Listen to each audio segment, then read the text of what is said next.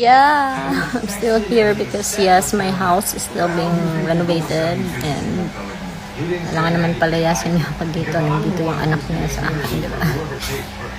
So yeah, it's going to be done soon and I can't wait to move out. About the Tia and Gaza thing, I never lied, I never denied. I just did not talk about the relationship at the time because I wasn't ready. But I never denied, never lied. I just made some comments about kung sa itong billionaire, like, nakakatawa.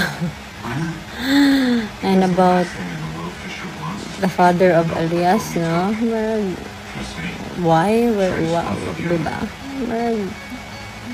Ba't mo minamaliit?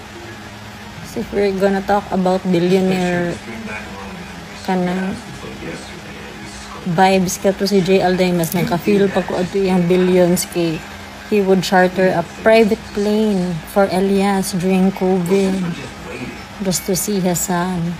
Let's talk about private planes. If you want to talk about billionaires, it's private planes.